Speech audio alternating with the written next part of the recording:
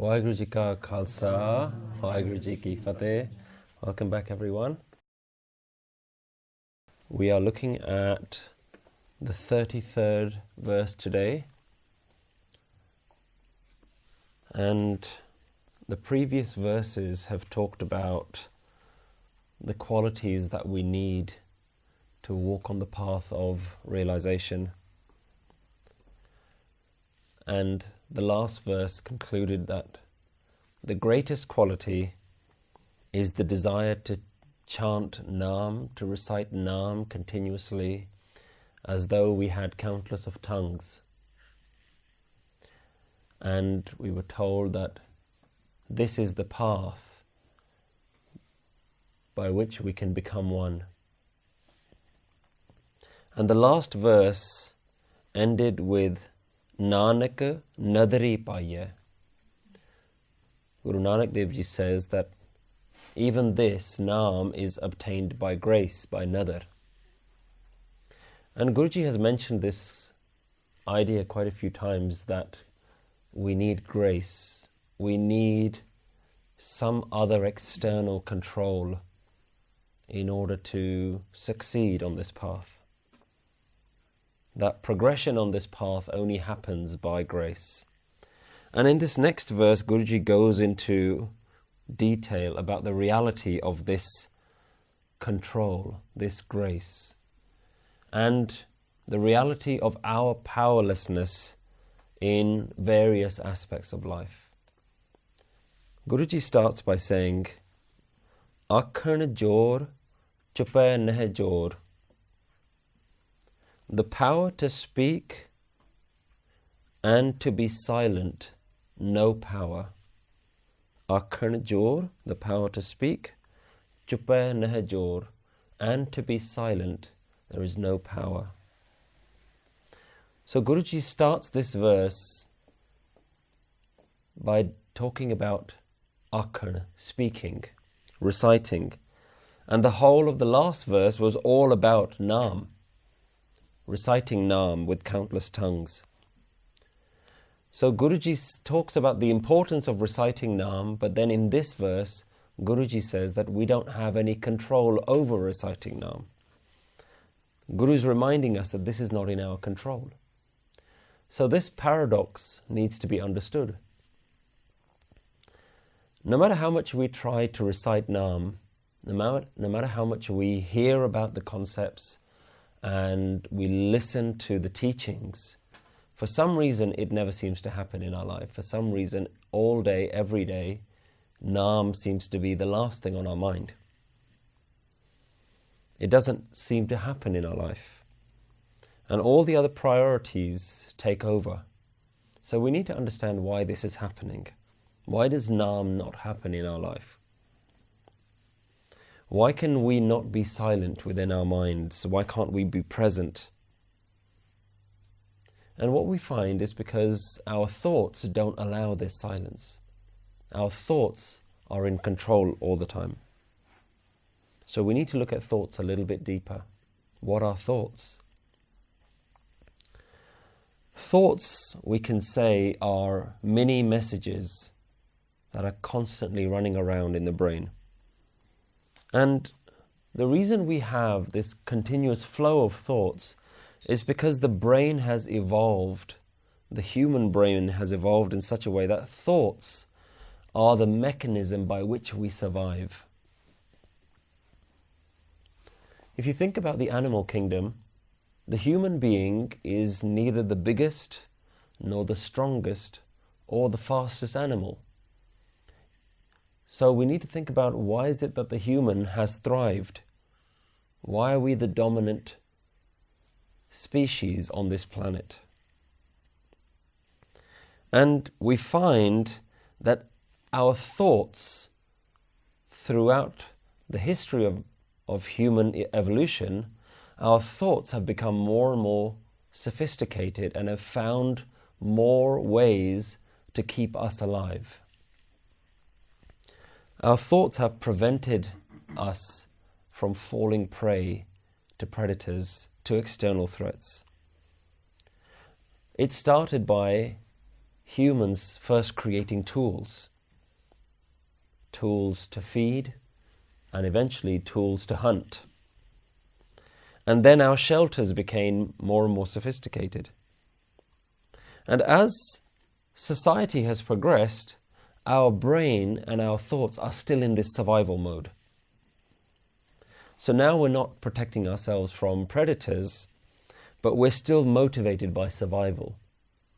When you wake up first thing in the morning, your highest priorities are the things that occupy your mind. And your highest priorities are always about the things that you absolutely need to get done. So we have to go to work. Why do we go to work? Is because we've now used work as our method of survival. We earn money so that we can pay for food and we can pay for our shelter. This is what all animals in the animal kingdom ultimately look for, shelter and food. So what we do is we start thinking about our priorities, and our priorities are always things that need to be done in the house and getting ready to go to work. Our responsibilities are the first things that we think about. So responsibilities take up a large portion of our thoughts. But as our minds have become so evolved, responsibilities aren't the only thing that our mind desires. We also want gratification. So we spend the rest of our thoughts on pleasures. So our most important thoughts are our responsibilities, our roles, our duties, and our second most frequent thoughts are around pleasures. So the desire for pleasurable experiences, what we may call happiness, is so strong within our brains that Naam doesn't take any priority. Guru Nanak Dev Ji talks about this very nicely in a Shabad where he says, Ras soina ras rupa kaman ras parmal ki vas. The pleasure of gold, of shiny things, of silver, the pleasure of women, of the opposite sex, and the pleasure of fragrance, parmal ki vas. Ras kode, ras seja mandar, ras meetha, ras mas. And in the old days, the pleasure of having a lot of great horses and a big mansion. Today we can talk about cars and big mansions. Guruji talks about ras kode, the pleasure of horses, ras seja, of a beautiful bed, seja mandir, of a beautiful house, ras meetha, ras mas, and the pleasure of sweet taste and the pleasure of meat. Those kind of really hearty flavors. Ete ras sarir ke ghat naam nivas. When there are so many pleasures that the body is craving, then whose house, whose internal house has Naam dwelling in there? Who has Naam within them? So Guruji always recognized that these pleasures take up so much of our time and so much of our effort that Naam seems to be the last priority. So this is what Guru has always said, is that by great fortune does Naam actually come into our lives. By great fortune, by grace, does Naam dwell on our tongue and in our minds. So this brings up an inevitable question. How can we make an effort to do something that we have no control over? This is a question that comes up time and time again. When everything is under some divine control, how do we make that effort?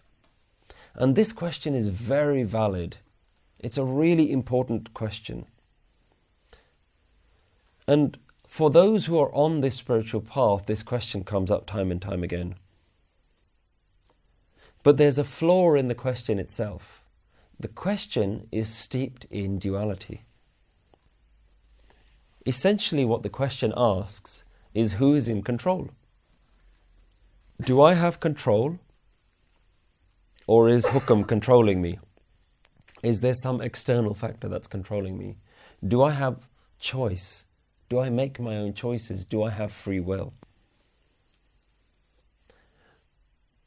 Now we need to look at free will, and free will is actually quite a big subject in its own right.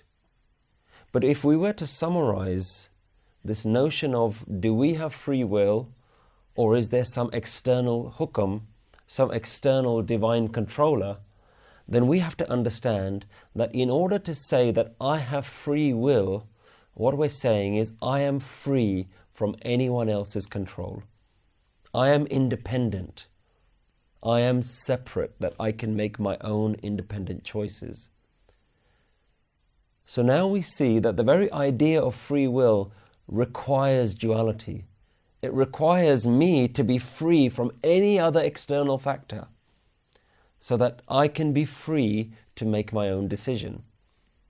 And this is the flaw with the idea of free will itself.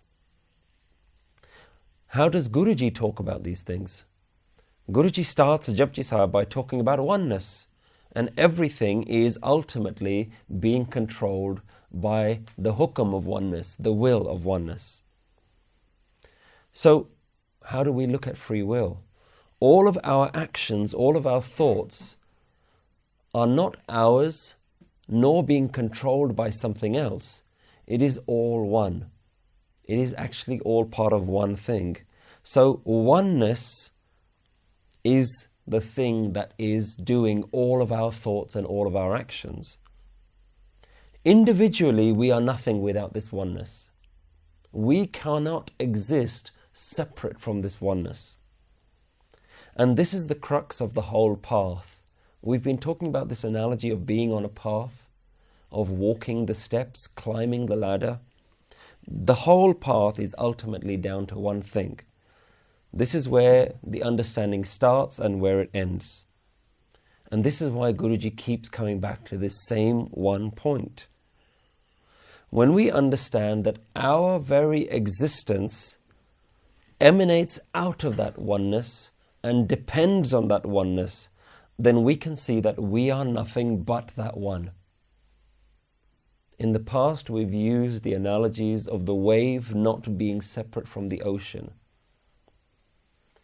And as long as we keep using dualistic language, as long as our thoughts are steeped in duality, that we are somehow independent from the one, that's why we keep going back into the same questions. The questions keep coming up again and again.